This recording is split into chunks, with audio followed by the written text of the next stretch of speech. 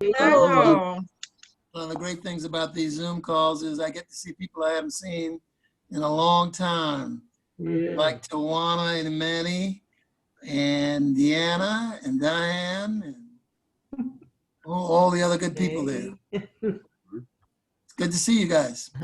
Nice to see you too. and I appreciate you guys being here because it is a gorgeous day today. Yes, it is. It is. I mean, the yeah. weather's beautiful. It's, and we're here inside and on a Zoom. Yeah. Hope you get out on the bike rides a little later. All right, Manny, I need to go for a walk today, so let me know when you all are riding. Maybe we can do it. We can Zoom then too. Accountability on my part. Yeah. So Gwen, I haven't had a chance. The Greenway entrance near my house is open now, so we've got to get out there. Yeah, maybe tomorrow. I'm going to be out east all day tomorrow. Okay, yeah, we'll get to Monday this week. Probably hitting about 4 counties tomorrow. Yeah. Oh, Everybody still having church? Yeah. So the Zoom. best thing going with Zoom, but actually drive-in church. Oh, okay. I have discovered drive-in church, and it has been awesome.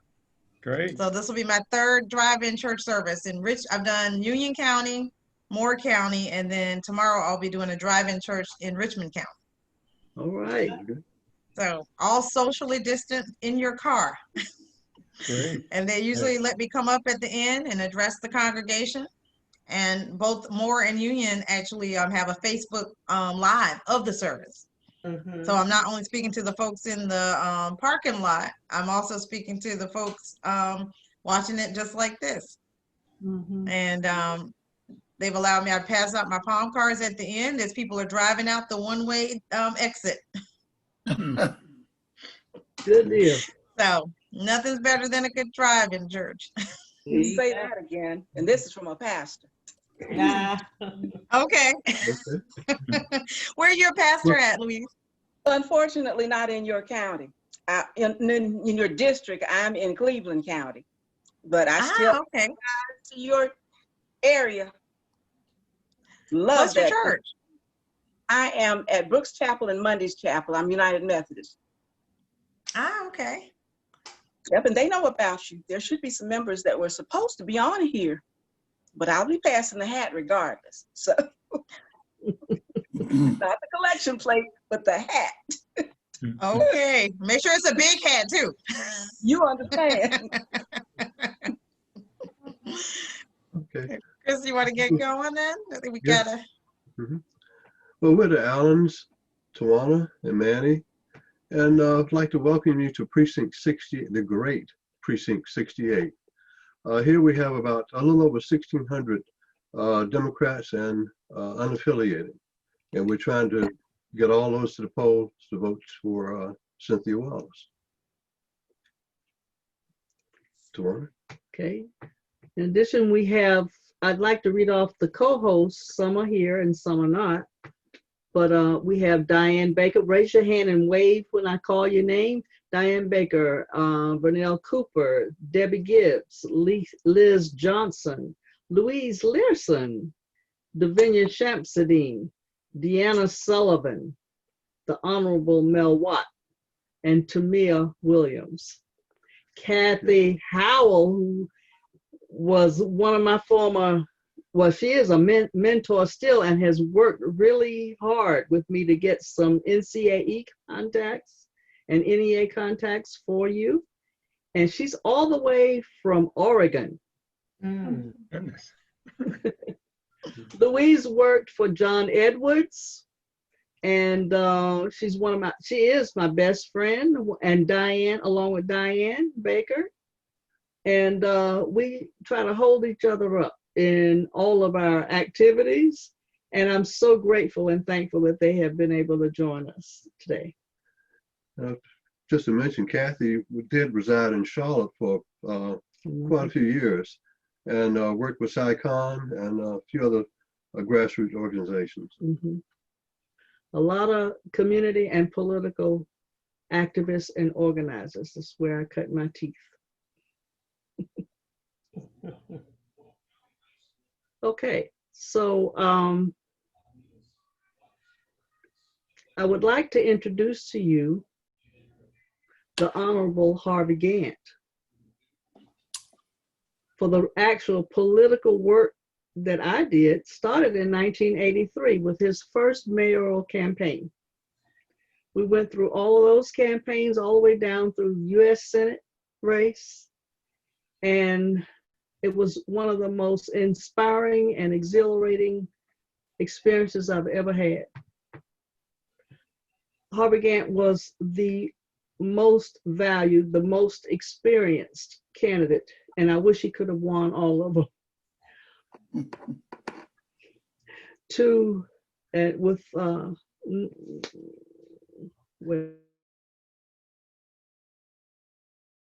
the great Harvey Gantt. Thank you, Tawana, and I want you to know how much I've admired what you've done in your career and the impact that you've had on this community, and making Mel Watt smarter as a congressman in all those years you served. And you are much appreciated. I'm here today to talk about Cynthia, however, and how delighted I am, first of all, to be a supporter of hers, even though I cannot vote for her.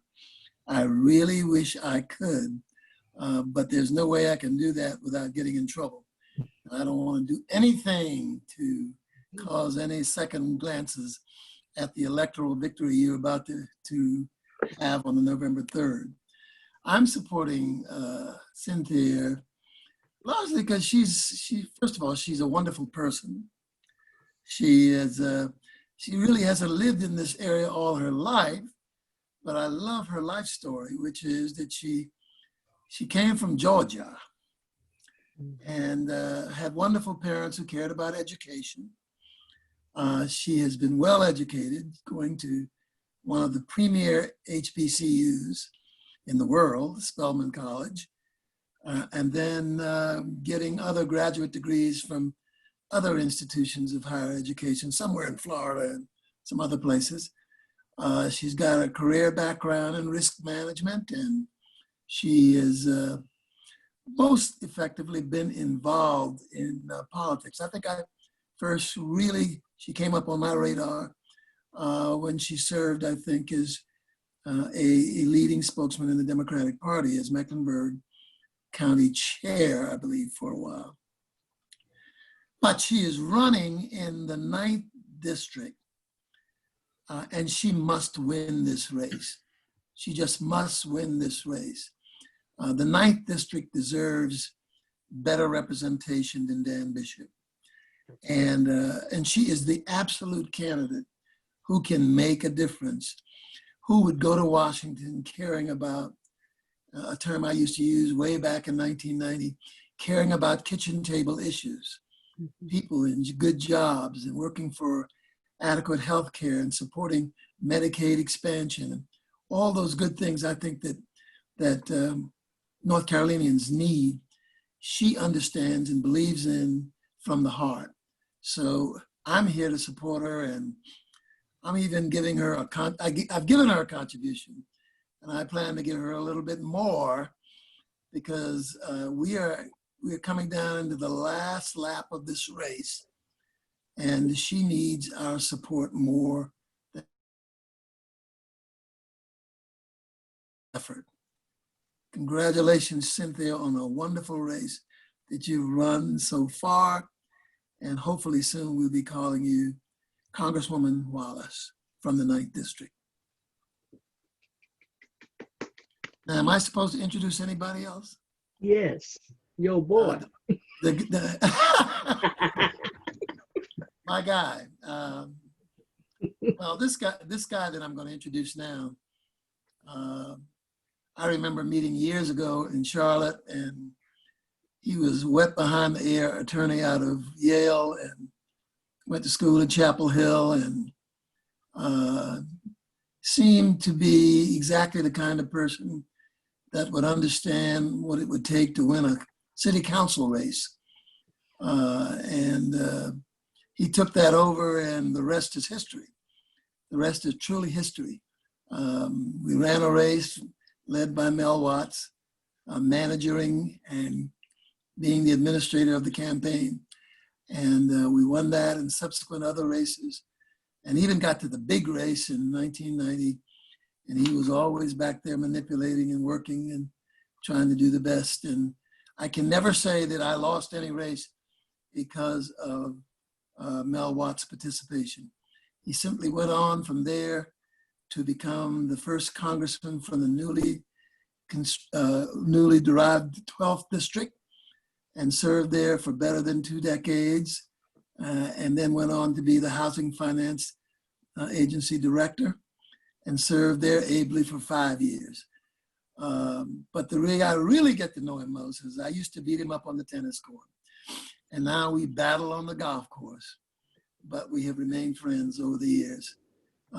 It's my pleasure to introduce Melvin Luther Watt. Melvin? Thank you, Harvey, for that generous introduction. Much more generous than I deserve. I was noticing that we now have 3 generations of politicians on this call, starting with Harvey Gantt, who started all of us in politics, started me in politics, managing his city council campaigns, and then his first mayor's race was actually in '79, before Tawana came on board in 1983 when we won. And when she came on board, then we won that mayor's race.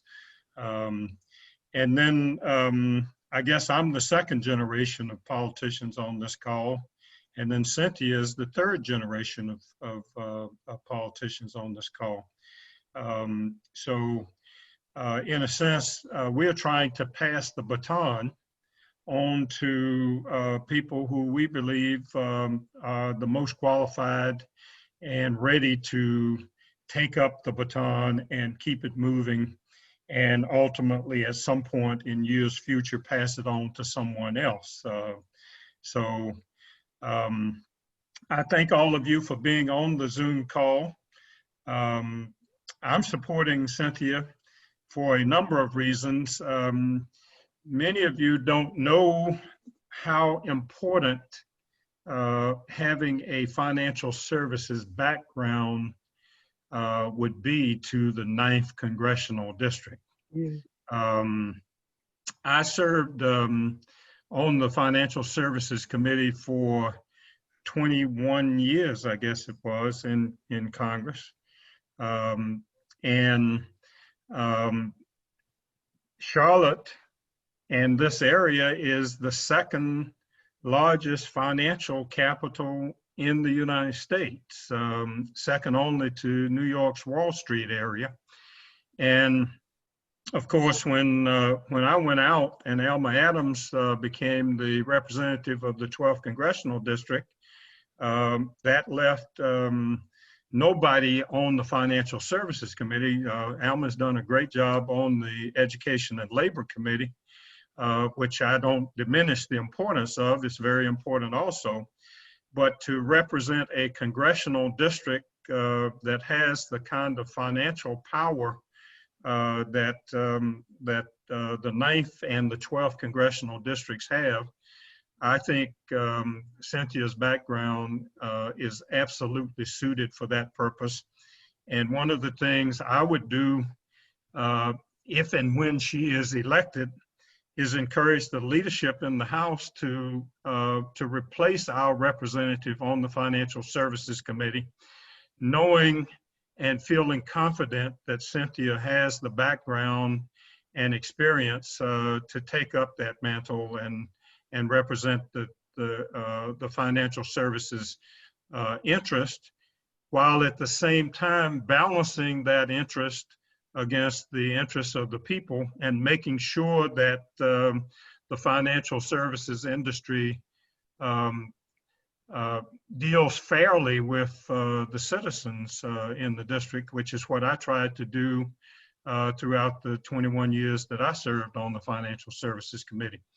but you got to know something about the financial services industry and know how to articulate the issues.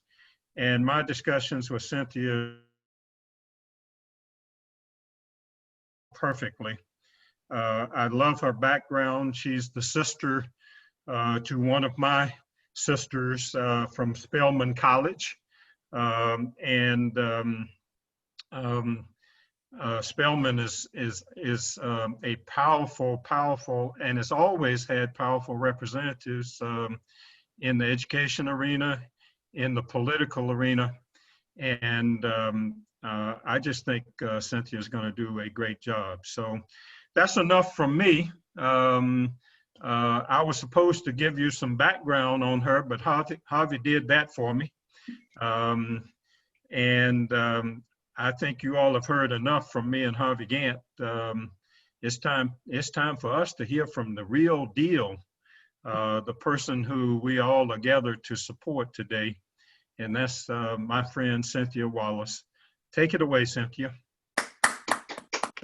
Thank you so much, Representative Watt. I'm actually sitting here listening to you and to our first African American mayor, Charlotte Harvey Gantt. I literally feel a little bit chills. Like, how do I follow this this august group of leaders for this area and for this community and for the country? So I really do appreciate you all taking the time out to be here. And then, of course, Tawana and Emmanuel Allen, thank you so much for hosting this. It's probably been a few months in the making. I remember calling Tawana, and we spent probably well beyond the amount of time we expected to at that Panera in Cotswold. And she has been such a wonderful mentor through this process with all of her incredible experience. And I know she listed all those that are hosting the event, but I just want to make sure I say everyone's name. Thank you to Diane Baker, Vernal Cooper, Debbie Gibbs, Kathy Howell, Liz Johnson, Louise Learson, Deverner Shamsuddin, if I got that right, Deanna Sullivan, and Tamia Williams. Thank you all so much for supporting this effort. And I am really proud of something that folks may not know. I'm proud to be a part of this historic year for women running for Congress here in North Carolina. We have an opportunity to send 4 additional women to the U.S. Congress after November 3rd. And actually, if we send all 4 of us, and we know that the incomparable Alma Adams will be returning, and I'll be splitting Mecklenburg County with her. But if we return if all 4 of us flip these seats, we will have a 7-6 majority in Congress. And so this will be the first time that Democrats have a majority in a very long time. So we're excited about the opportunity, and events like this are going to be what's going to. But I'm ready for Congress, so that we can build an America that's better and build back a better America, just like Joe Biden says. One that doesn't divide us based on where you live, your race, gender, age, or social status. An economy like when I was growing up in rural Southern Georgia as the granddaughter of farmers, where there was real dignity in work, where a mom like mine who made her career in textile factories and a father like mine who made his career in local government, serving as the first African-American county commissioner in Effingham County, could really support my dreams of a higher education. And that dream of theirs led me to a bachelor's in math from Spelman College, that's been mentioned, and a master's in statistics from the University of North Florida in Jacksonville. And I am confident that my upbringing of rural values and my urban life will make sure that I will represent all of the people for Congressional District 9 from Charlotte all the way out to Robeson County. The twists and turns of 2020 have only emphasized for us the urgency of needed change for this country and for District 9. 2 words encapsulate this time for me: access and equity. Access to political representation and equity for all people across this country. When we think about the current person that is representing this district, my opponent, Dan Bishop, he's shown that he's not fighting for us. He's not fighting for our values. and the issues and concerns for our constituents, as he's been focused on partisan politics and culture wars. You know, and he's only been in Congress for a little more than 12 months right now because we are in a stolen seat, you know, because of that absentee ballot fraud committed by the Republicans in the 2018 election. But I know one thing, I am ready to hit the ground running after I'm elected and use my many years of experience getting to know the district while I served as the 9th Congressional District Chair, and as Representative Watt mentioned, my 25 years of financial services experience. And I'm going to use that to fight for economic outcomes, not only for today, but for generations to come from these folks who haven't had a representative in a long time that was concerned by their kitchen table issues, as I also say, Mayor Gantt. And you know, what this is going to mean, though, is that I'm going to immediately focus on getting better paying jobs with a livable wage, increasing access to affordable health care by strengthening the Affordable Care Act, safeguarding protections for those with pre-existing conditions, and focusing on lowering the cost of prescription drug prices. You know, as many people in my district between buying their medicine or groceries.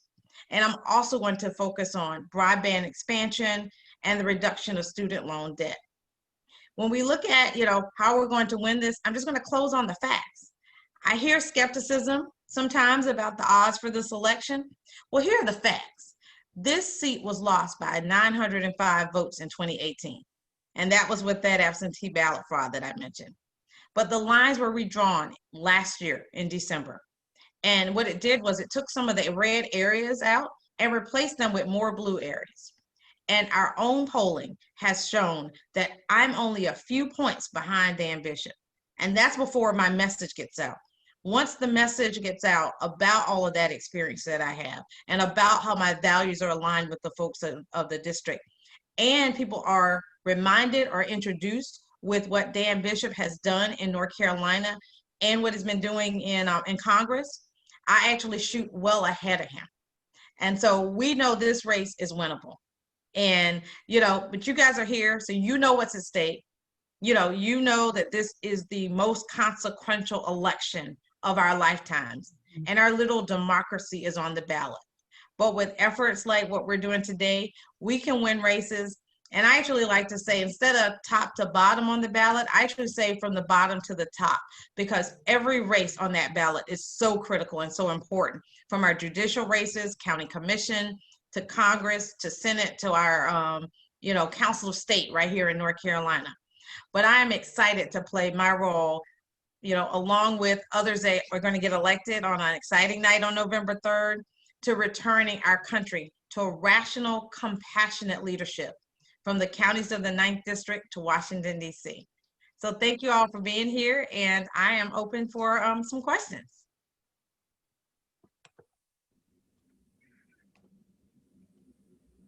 If you guys have questions, just unmute yourselves. We'll just have sort of a discussion type instead of, usually we type it in the chat, but let's just open it up to have discussion. This is Kathy. I glad to be supporting you, and I'm working with a group of retirees from around the country, mainly from unions or community organizing backgrounds, and we chose 3 states to work in, and we have probably about 150 people working around, or maybe closer to 200 now, working in 3 states, and about 100 of them, I think, in North Carolina, phone banking, union members, teachers, other school employees. We're primarily working with the AFL-CIO and with NCAE, and helping. Pleased to be supporting you, and Tawana, of course, was the one who reached out to me. We've known each other a long time. And so I just wanted to say, I have to leave this call because I'm getting on a call strategizing about phone banks for the next 2.5 weeks. So, but I just wanted to say good luck with everything, and I'm going to keep working to try to get you some more money. Thank you so much. And I appreciate, I know you've got to drop, but you know, education really is why I'm sitting where I'm at. You know, my parents that, you know, were proponents of education. My older sister is on the Zoom, and she is an educator her entire career, and a member of NEA. So just so proud to have their support, and proud to, you know, represent and try to fight for a quality public education once I am elected. Thank you, Thank you. Kathy. Thank you Thank for you. all your help.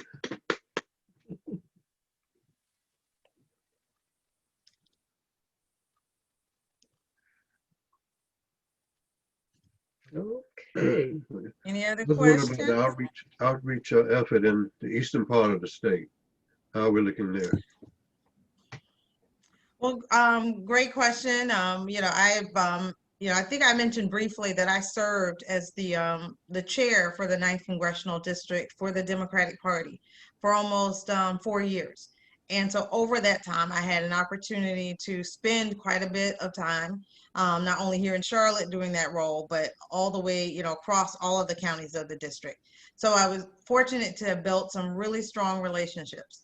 And so with that, allowed me to be very successful in the primary because of those strong relationships. You know, I got 56% of the vote, which feels like ages ago. But with COVID, we definitely are not able to get out there myself personally as much as, you know, I did during the primary. And so I have a lot of great surrogates that are, you know, working and pounding, you know, the pavement in those areas for me. But we also have had an opportunity to do some things both virtually. We've done town halls about broadband, you know, expansion with other representatives who are either seeking a seat that covers 4 of my counties. Also, Scott Brewer, who's currently in the General Assembly. So we've done partnerships with that, like that. We've done a town hall on rural healthcare, and where I actually worked, we did this town hall with members of the health departments from 4 of those eastern counties. And so we've been doing those kind of events to focus on the issues that are, you know, outside of just the Charlotte-Mecklenburg area. And then also we've done some on the ground events, socially distant as possible. But I was in Hope County a couple of times. I'll be there tomorrow for Souls to the Poll tomorrow, but we've done a lot of drive-through events there, drive-through face mask drives, which we've done in 3 of the counties out in the eastern part of the district. Whoever knew you could do a drive-through fish fry, but I've done one out in Rayford and Hope County. So we're definitely, you know, staying connected and, you know, getting out there as much as we can in a socially distant manner. My campaign manager actually right now is almost in Robinson County, meeting with a lot of local leaders out there as we're strategizing how we can win and have a coordinated effort in that most important county of Robinson County.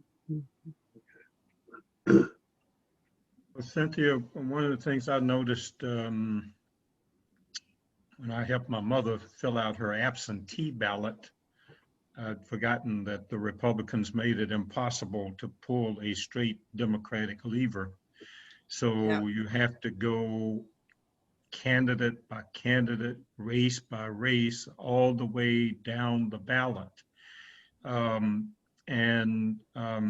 So I'm wondering, have you done some mailings to educate people to go to that extra effort and pull that lever or mark the 9th Congressional District race? Because what I'm fearful of is that a lot of people know what's happening at the presidential level, obviously, including my mother.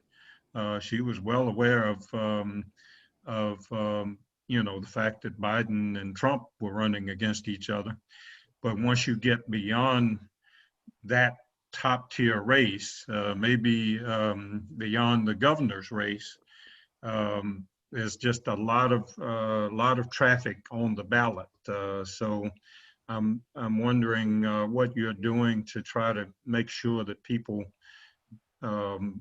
get get beyond the top tier candidates. Not that your race is up near the top, but Right. it's still not at the presidential level or the governor's level. So what are you doing in that regard? So that was something that I definitely thought about even during the primary, that people were coming just to vote for a president. And so a couple things that we've done, one, we're doing mailings. So our mailers are hitting boxes, right now, where people are starting to vote early. We actually, I know we talked about this, but I am on TV. But we're on TV, not just here, but out east as well. But part of the strategy I had in the primary that we are also employing now is people at the polls. So in Mecklenburg County, we've got the Democratic Party actually is pretty well organized with a lot of volunteers that have been working for many years. And so there's about 6 to 7 of the early voting locations that are in my district. So we have folks at those locations, talking to voters as they're coming to make their decisions, to make sure they know that there are more races on the ballot. I am fortunate, because I definitely worry about our judges at the back of the ballot or at the end. But I'll be the third thing that people have to vote on. Actually right before Governor Cooper, you get, so we're at the top. But the other out east and in some of the Union County actually is very organized. They actually have information they're giving out at every polling location, and I'm actually on the top of their ticket. So they start with my race when they're passing out their literature with my picture and all of the other candidates by area. And then a lot of the other eastern county counties, they've actually printed out sample sample ballots, and they have them circled in. So that's one of the things we're working on, to make sure we're all, it's on as many of those sample ballots as possible in Robeson County. And so that's really how they do it. They print out exactly what the ballot will look like before the person goes in. And the folks who they're supporting, they're getting those out to the voters as they're arriving. So those are some of the things that are hopefully helping people, visually see who's going to be on the ballot. And also in the eastern part, they visibly see what a ballot looks like and what to expect when they go in. Is the entirety of Robeson County in your district? Yep. All of it is. What have you done to especially reach out to the Native American population, which is kind of disproportionate, I guess, in Robeson County? Yes, it's about, that's probably the most diverse county, almost probably in the state, with a third being Lumbee, a third of the population being African American, and a third being white. So Charles Gantt, representative out there, we're working very closely with him. He's represented that area for quite a while, and he's also Lumbee. We're looking to partner with him in terms of how we're working to get out the vote. I've actually also worked a bit with Representative Butterfield, who actually just introduced in the House some legislation about Lumbee recognition. And so we're ensuring, that is a critical part of my platform, and, getting that out to folks there that I'm a part, that is something I'm supporting.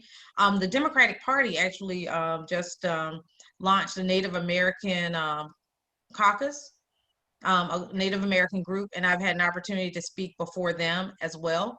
And so we're definitely doing as much work as we can. I'll be out there, I think tomorrow. It's a full day, so I haven't seen my full schedule. So you already know how that is. Other people kind of manage a little bit of it. So I know there is going to be an effort for me to hopefully get out to Robeson County tomorrow as well. But we do know how important it is. And President or VP, I'm speaking it into existence, but Vice President Biden and Harris, they actually have also put out a lot of great support for Lumbee recognition as well. So they're doing some, good work, and we've got a lot of great support, a lot of focus on that area.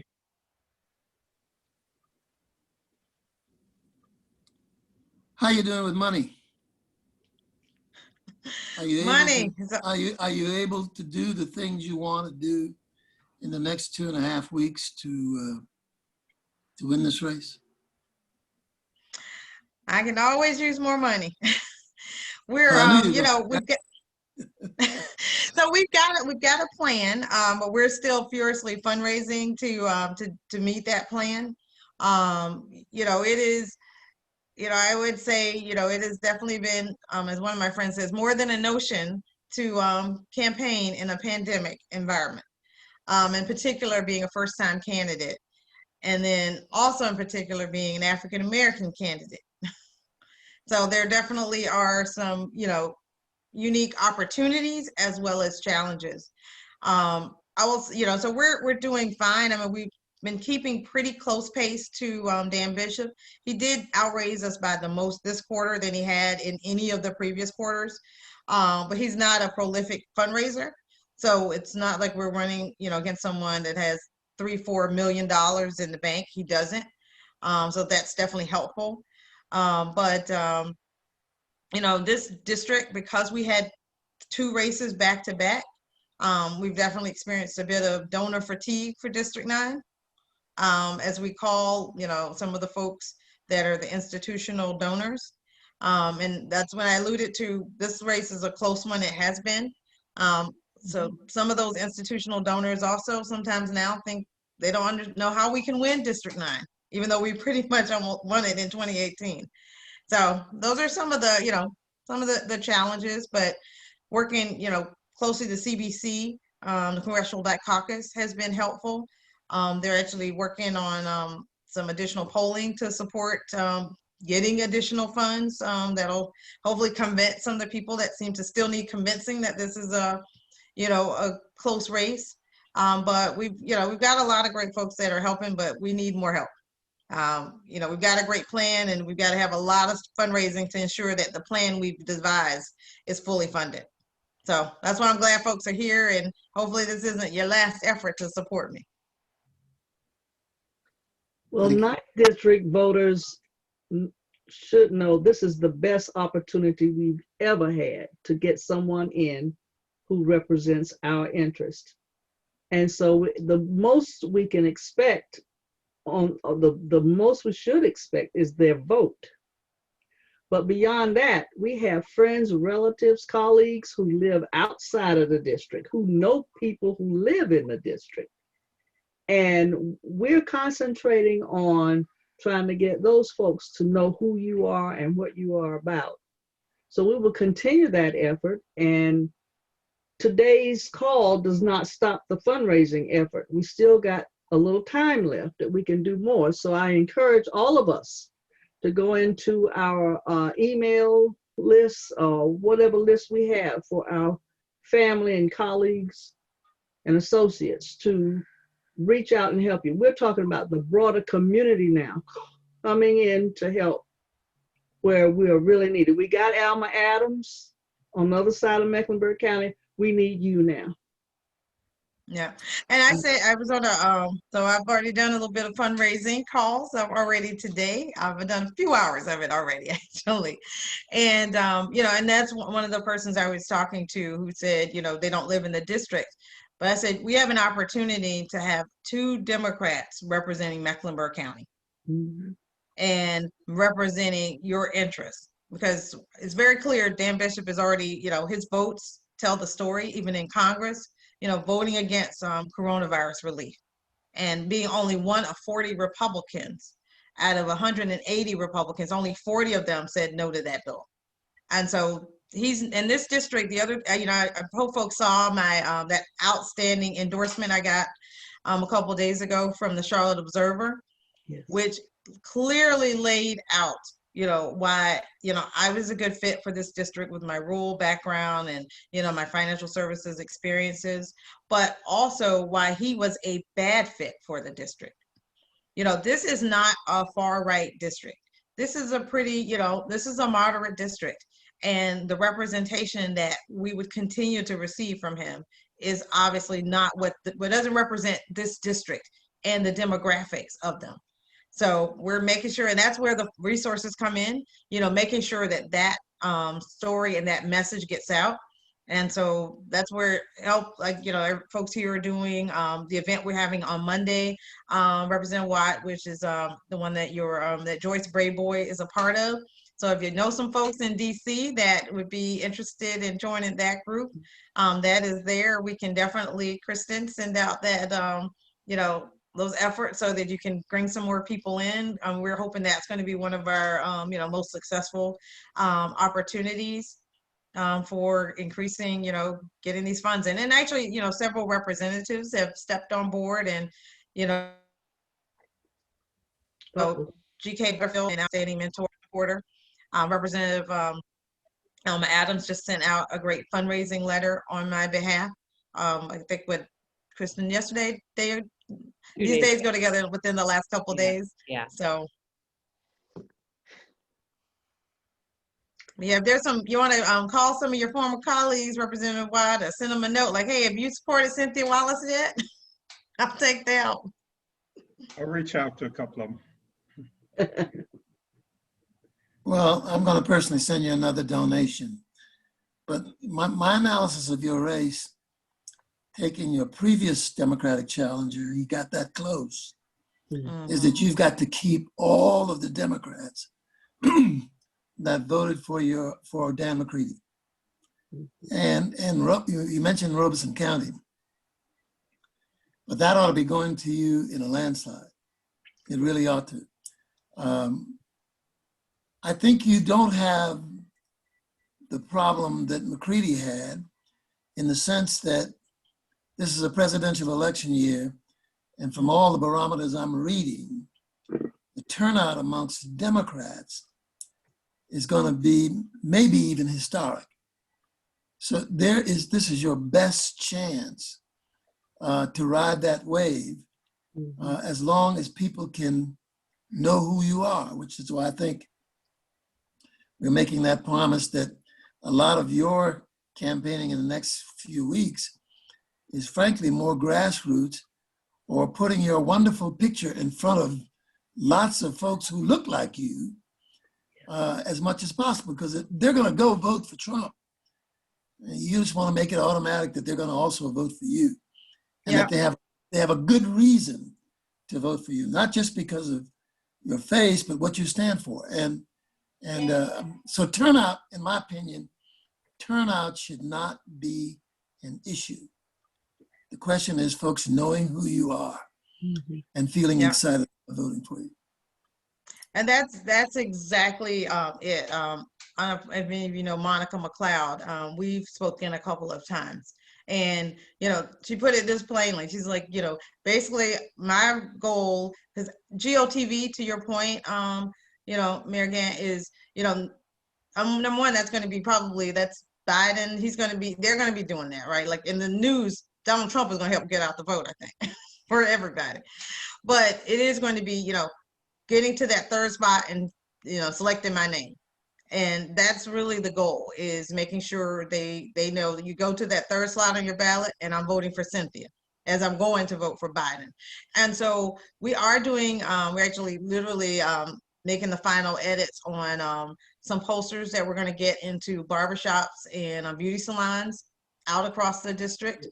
We're also doing something a little more photographic for the eastern, some of those more rural counties. Instead of just my, name on a yard sign, but something that actually has my image there as well. And working on a video. One of the things that is a 2020 thing is getting those videos out to the churches.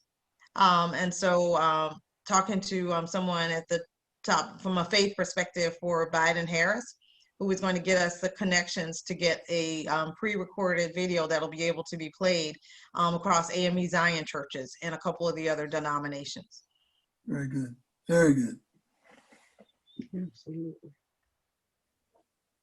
No, it's a very different time to campaign, though. You have to be very creative, which is very much so. Well, if there are any more questions, go ahead. I just wanted to thank the co-hosts, but Gwen, thank you so much for being on the call.